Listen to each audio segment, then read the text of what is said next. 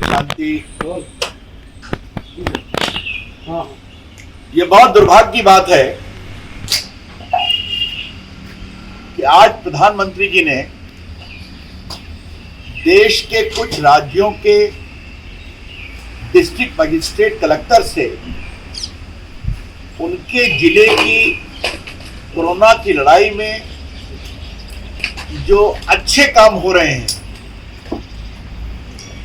उसको शेयर करने के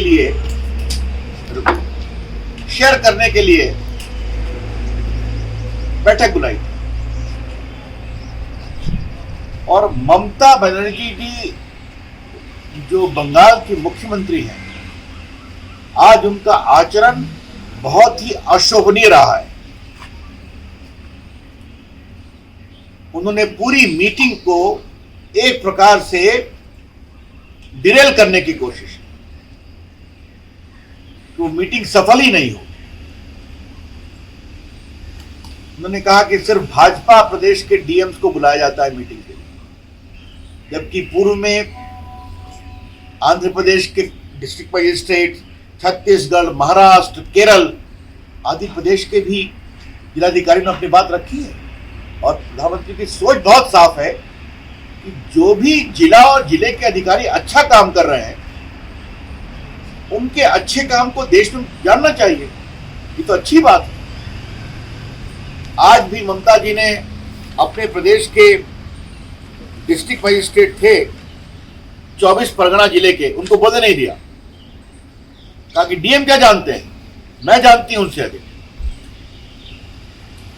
ये एक मुख्यमंत्री के द्वारा प्रधानमंत्री के द्वारा बुलाई गई मीटिंग में इस तरह का अशोभनीय आचरण करना ये बहुत ही दुर्भाग्यपूर्ण है।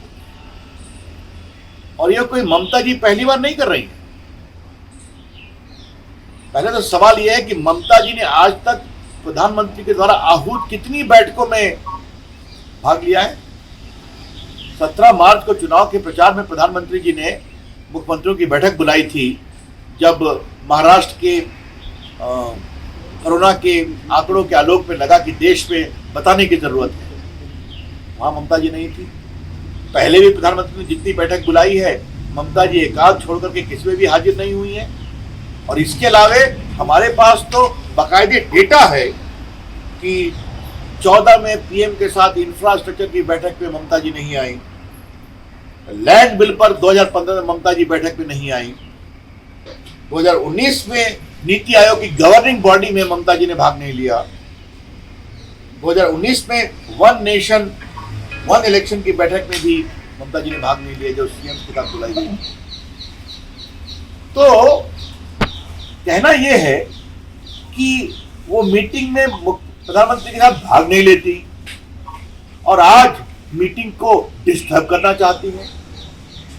मैं ममता जी से एक सवाल पूछता हूं कि अगर भारत के प्रधानमंत्री भारत के सभी कलेक्टर से, जिलाधिकारी से उनके जिले में अच्छे काम किए कितने हैं उसकी जानकारी प्राप्त कर रहे हैं, इसमें क्या परेशानी है? ऐसा क्यों नहीं होना चाहिए? हमें मालूम है कि कई जिलों में अच्छा काम हुआ है। वो जिला में शासन किस राजनीतिक रंग का है, इससे नरेंद्र मोदी जी को मतलब नहीं है। बेस्ट प्रैक्टिसेस कहीं भी हो उसका सदुपयोग होना चाहिए। तो हमें लगा कि आज जो उनका आचरण हुआ है वो दुर्भाग्यपूर्ण है, वो शर्मनाक है और उसकी हम गंभीर रूप से निंदा करते हैं। आज जब कोरोना की लड़ाई में देश एकजुट कर लड़ना चाहिए, लगना चाहिए, और प्रधानमंत्री जी रोज मेहनत करते हैं उसके लिए, देश के लोगों से चर्चा करते हैं, समाज से करते हैं, अधिकारियों से करते हैं, डॉक्टरों से करते हैं, मुख्यमंत्रियों से करते हैं, उद्योगपतियों से करते हैं, उस समय इस तरह का आचरण ये बहुत पीड़ादायक है। इसलिए मुझे लगा कि इस विषय को रखना चाहिए। हम इतना ही कहेंगे कि अभी भी समय है कि हम राजनीति से ऊपर उठकर कम से कम एक स्वर में जनता की चिंता तो करें। आज अच्छा समय है कि थोड़ा कोरोना का ग्राफ कम हो रहा है, प्रयास सफल हो रहे हैं और मेहनत करने की जरूरत है।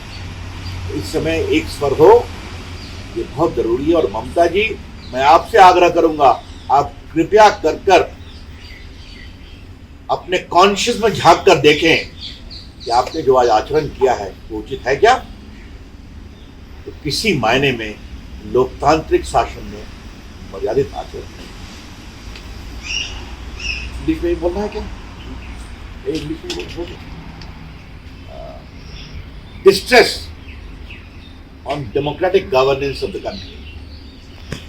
Prime Minister Narendra Modi has been repeatedly engaging himself with various stakeholders to improve the pro-COVID containment exercise in the country. And in that process, he is also engaging with various district magistrates of different states to know the best practices undertaken by a collector in his district. And this is being done by all the states of the country. Today was a meeting of few states including Bengal, and Srimati Mamata Banerjee sought to interrupt that meeting, that the chief ministers are only met to listen, and she did not allow the district magistrate of 24th Pargana to share his views about what best practices he has undertaken. She was completely wrong, because in the earlier meetings, DMs from the state of Maharashtra, Kerala, Andhra Pradesh, Chhattisgarh have also participated. And what is the harm if the PM wants to know the best practices of all the collectors of India as to what they are doing, so that it can be replicated elsewhere? This behavior is shameful, is condemnable, and least expected from the chief minister of a big state in a meeting called by the Prime Minister, when the entire country needs to speak in unison in the fight against COVID. But nothing better can be expected from Mamata ji. She rarely attends a meeting which Prime Minister Narendra Modi calls. On the 17th March, when the PM called a meeting in the wake of surge of corona, keeping in mind Maharashtra data, she did not attend the meeting.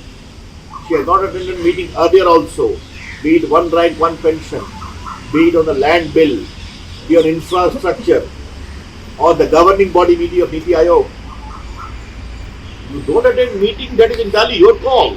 But to come in the meeting and seek to derail the meeting is very, very unfair. Obviously, something good would have emerged also for the state of Bengal. Therefore, I would only say, when the country needs to speak in one voice, today's behavior of Mamata ji is something which we deeply regret and strongly condemn.